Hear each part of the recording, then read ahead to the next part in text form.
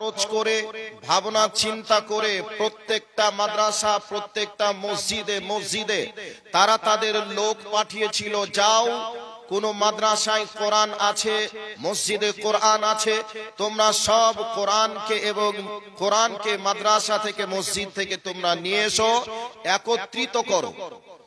সেই হুকুম অনুযায়ী তারা মসজিদে মাদ্রাসায় প্রবেশ করে কোরআনুল কারীম গুলিকে এক জায়গায় জমা করে তারা সমুদ্রে ফেলে দিয়ে কোরআনকে দুনিয়া থেকে বিদায় করব, এই চিন্তা ভাবনা তাদের। এমতো অবস্থায় একজন মুতাওয়াল্লি মসজিদে বসে আছেন। এই অবস্থায় ইংরেজদের কিছু লোকজন আসলো, এসেই তারা মসজিদ থেকে কোরআন গুলিকে তারা নিয়ে তাদের ব্যাগে ভর্তি করতে শুরু করলো। মুতাওয়াল্লি সাহেব জিজ্ঞাসা করলেন যে আপনারা কোরআনগুলিকে নিচ্ছেন কোন কারণে, একটু কি বলবেন? শেষ পর্যন্ত মুতাওয়াল্লিকে উত্তর দেওয়া হলো যে আমরা হলাম ইংরেজ, আমরা চেয়েছি গোটা পৃথিবীতে কোথাও কোরআন থাকবে না, তো সর্বপ্রথম আমরা ভারতবর্ষের মাটি থেকেই শুরু করেছি। এবার মসজিদের মুতাওয়াল্লি সাহেব বললেন, বাবা তোমরা যে সিদ্ধান্ত গ্রহণ করেছো, আসলে এই সিদ্ধান্ত তোমরা কোটি কোটি বছর ধরেও চেষ্টা চালালেও তোমরা এই সিদ্ধান্তেই তোমরা উপনীত হতে পারবে না। কেন পারবো না?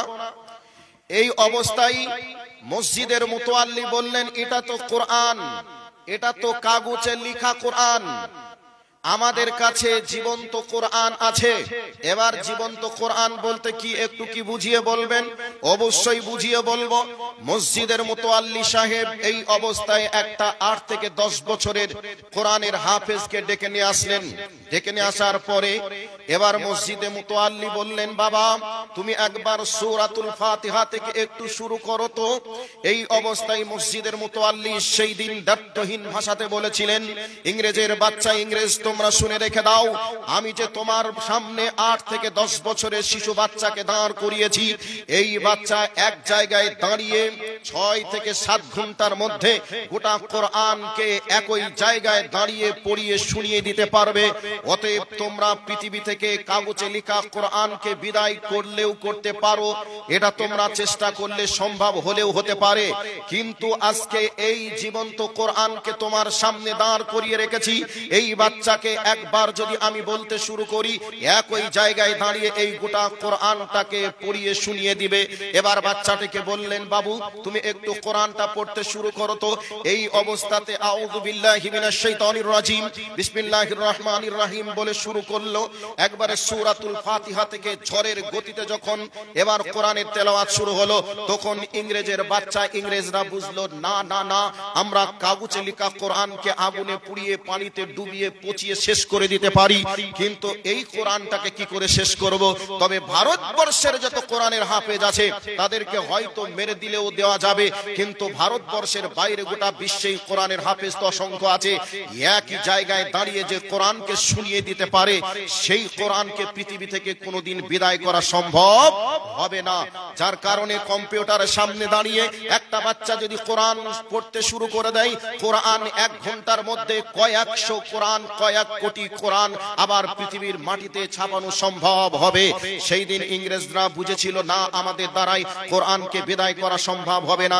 এই জন্য আল্লাহ সুবহানাহু ওয়া তাআলা তিনি বলেছেন, আমি কোরআনকে অবতীর্ণ করেছি, কোরআনের দায়িত্ব আমি নিজেই গ্রহণ করেছি। দেখুন তো, ছোট্ট 8 থেকে 10 বছরের বাচ্চা, তারা গোটা কোরআনকে সিনায় ধারণ করেছে, তারা একই জায়গায় দাঁড়িয়ে গোটা কোরআনকে শুনিয়ে দিতে পারবে। তাহলে এই হাফেজগুলিকে দুনিয়ার বুক থেকে কি বিদায় করা সম্ভব হবে? আজকে জীবন্ত কোরআন 25 জনের মাথায় জামিয়াতুল ফুরকান থেকে পাগড়ি দেওয়া হলো এবং তাদেরকে সার্টিফিকেট প্রদান করা হলো, তারা একই জায়গায় দাঁড়িয়ে গোটা কোরআনকে শুনিয়ে দিতে পারবে। এবার আপনাদেরকে বলতে চাই, ভালো করে শুনে রাখুন, গোটা পৃথিবীতে এমন কোন ধর্মগ্রন্থ নেই যেই ধর্মগ্রন্থের একটা হাফিজ আছে, প্রথম থেকে শুরু করবে একবারে শেষ করবে, এইরকম পৃথিবীতে কোন ধর্মগ্রন্থ নেই, বা এইরকম কোন ধর্মগ্রন্থ থাকলেও এইরকম কোন হাফিজ নেই। এবার আপনাদেরকে বলি, ভালো করে শুনে রেখে দেন, পৃথিবীতে যত ধর্মগ্রন্থ আছে, যতটা ধর্মগ্রন্থ আছে, সকল ধর্মগ্রন্থের মানুষ মিলে যতটা তেলাওয়াত করে, যতটা গবেষণা করে, যতটা স্টাডি করে, তার থেকে এই কোরআন গোটা পৃথিবীর মানুষ তার থেকে শতগুণ বেশি স্টাডি করে এবং গবেষণা করে। যেই গবেষণার মাধ্যমে গোটা পৃথিবীতে সমস্ত কিছু আবিষ্কার হয়েছে কোরআন থেকে। সূরাতুল মুলকের ভিতরে আল্লাহ সুবহানাহু ওয়া তাআলা তিনি বলেছেন, আওয়ালাম ইয়ারাউ ইলাল, আল্লাহ সুবহানাহু ওয়া তাআলা তিনি কোরআনুল কারীমের মধ্যে বলেছেন, তোমরা কি দেখো না আকাশের উপরে পাখিগুলি কেমন করে ডানা উড়িয়ে তারা চলে, ডানা মেলে দিয়ে চলে। এইকে কেন্দ্র করে, এটাকে গবেষণা করে গোটা পৃথিবীর মানুষ রকেট প্লেন আবিষ্কার করার সুযোগ তারা পেয়েছে। কোরআন যদি না থাকতো গোটা পৃথিবীতে কেউ কোনো কিছু আবিষ্কার করা সম্ভব তাদের দ্বারাতে সম্ভব হতো না। এবার আমি কয়েকটি কথা আপনাদেরকে বললাম, এবার আপনাদেরকে বলছি ভালো করে শুনে রাখুন। পৃথিবীতে যত ধর্মগ্রন্থ আছে, কোন ধর্মগ্রন্থের প্রথম থেকে শেষ পর্যন্ত তো একজন পড়িয়ে শুনিয়ে দেবে এইরকম তো কোনো হাফেজ নেই, এ কথাটা বললাম।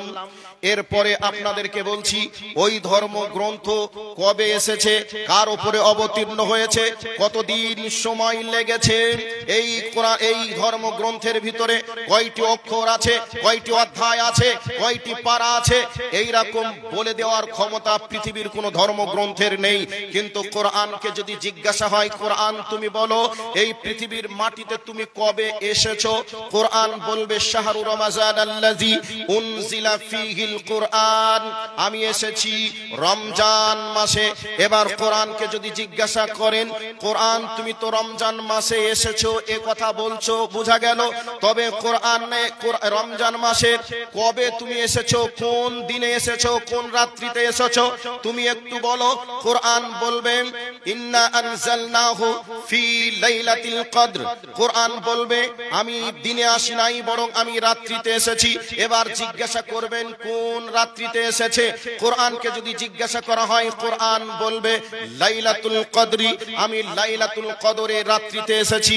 এবার আবারও যদি কোরআনকে জিজ্ঞাসা করা হয়, হে কোরআন তুমি বলো লাইলাতুল কদর কি, আমি বুঝলাম না, একটু তুমি তোমার পরিচয়টা একটু বুঝিয়ে বলো তো, লাইলাতুল কদর কাকে বলা হয়, তুমি কি বলতে চাচ্ছ একটু বলো। কোরআন বলবে লাইলাতুল কদর খায়রুম মিন আলফি শাহর, কোরআন বলবে লাইলাতুল কদর ওই রাতকে বলা হয় যেই রাতের মর্যাদা 1000 মাস অপেক্ষা উত্তম। তাহলে বোঝা গেল কোরআন এসেছে রমজান মাসে। কোরআন তার পরিচয় সে নিজেই দিল, আমি রমজান মাসে রাত্রিতে এসেছি এবং লাইলাতুল কদরের রাত্রিতে এসেছি, এবং লাইলাতুল কদরের রাত ওই রাতকে বলা হয় যেই রাতের গুরুত্ব মর্যাদা হচ্ছে 1000 মাস অপেক্ষা। এবার কোরআনকে যদি বলেন, হে কোরআন তুমি বলো এসেছো লাইলাতুল কদরের রাত্রিতে, সেই মহামান্বিত রাত্রিতে, বোঝা গেল আমি সব বুঝলাম, তবে তোমার আগমনের পিছনে উদ্দেশ্য কি আছে। কোরআন বলবে হুদাল লিন্নাস, আমি মানুষকে সঠিক পথের সন্ধান দিতে এসেছি।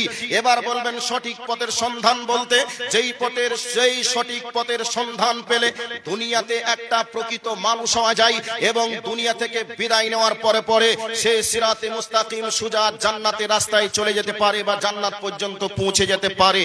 এবার আপনি কোরআনকে জিজ্ঞাসা করবেন, কোরআন বোঝা গেল তুমি হিদায়াত দেওয়ার জন্য দুনিয়াতে এসেছো, তবে এবার বোঝা গেল তুমি কোন শহরে এসেছো, তুমি কি একটু বলবে।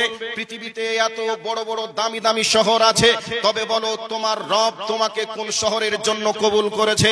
কোরআন তার পরিচয় দিয়ে বলবে আমাকে আল্লাহ সুবহানাহু ওয়া তাআলা কবুল করেছে মক্কা আল মুকাররমা, মদিনা আল মানওয়ারা, আমার আগমন হয়েছে মক্কাতে, আমার আগমন হয়েছে মদিনাতে। পবিত্র এই পৃথিবীতে যত শহর আছে সমস্ত শহরের মধ্যে দামি শহরের নাম হলো মক্কা আল মুকাররমা, তারপরে শহরের নাম হলো মদিনা আল মানওয়ারা। যেই মদিনা আল মানওয়ারাকে কেন্দ্র করে আল্লাহ সুবহানাহু ওয়া তাআলা বলেছেন ওয়া হাযাল বালাদিল আমিন, সম্মানিত শহর, নিরাপদ শহর বলে আল্লাহ সুবহানাহু ওয়া তাআলা ঘোষণা করেছেন। কাজেই বোঝা গেল কোরআনুল কারীম এসেছে মক্কাতে এবং মদিনাতে, এটাও বোঝা গেল। এবার কোরআনকে যদি জিজ্ঞাসা করা হয়, কোরআন তুমি একটু বলো তো তুমি এই দুনিয়াতে আসার আগে তুমি কোথায় ছিলে, কোরআন বলবে বলবে ফি লাউহে মাহফুজ, আমি ছিলাম লাউহে মাহফুজে। এবার লাউহে মাহফুজ থেকে তুমি কিভাবে আসলে? এবার কোরআন বলবে যে আমি লাউহে মাহফুজ থেকে একের পর এক পরিস্থিতির সম্মুখীন যখন আল্লাহ সুবহানাহু ওয়া তাআলা যেই পরিস্থিতিতে যখন আমাকে অবতীর্ণ করার প্রয়োজন মনে করেছিলেন, তখন আমাকে জিবরাইলের মাধ্যমে নবী মুহাম্মদুর রাসূলুল্লাহ সাল্লাল্লাহু আলাইহি ওয়াসাল্লাম কুরআনুল কারীমকে আল্লাহ সুবহানাহু ওয়া তাআলা মানুষের জন্য দিয়েছেন। আর সেটাকেই বলা হয়েছে একটা পূর্ণাঙ্গ জীবন বিধান। একটা মানুষকে দুনিয়ায় চলতে গেলে কি কি প্রয়োজন আছে, কি কি করার প্রয়োজন আছে, সমস্ত কিছুর বর্ণনা এই কুরআনুল কারীমের মধ্যে বলে দেওয়া হয়েছে। লিতিবিয়ানাল লিকুল্লি শাই, প্রত্যেকটার বর্ণনা এই কুরআনুল কারীমের মধ্যে খুল্লাম বিস্তারিত আলোচনা করা আছে। এবার কোরআনের যদি একের পর এক কথা যদি বলতে শুরু হয়, কথা যদি একের পর এক আলোচনা করতে শুরু করা হয়, তাহলে অনেকটা সময়ের প্রয়োজন হবে। যেই কোরআনকে বলা হয়েছে কোরআন হলো পরশ পাথর। এবার বলবেন পরশ পাথর বলতে, পরশ পাথর হলো বা পরশ পাথরের বৈশিষ্ট্য বা খাসিয়াত হলো, পরশ পাথরের সংস্পর্শে যদি সোনা এসে যায়, এই লোহা এসে যায়, সেই লোহাটা আর লোহা থাকে না, বরং স্বর্ণ হয়ে যায়।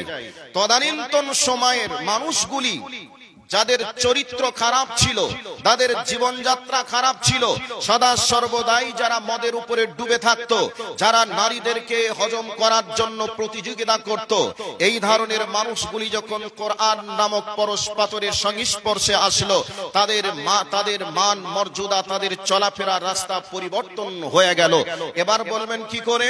আপনাকে কয়েকটি পয়েন্ট আপনাকে দেওয়ার আগে বর্তমান প্রেক্ষাপটকে সামনে রেখে কিছু কথা বলি।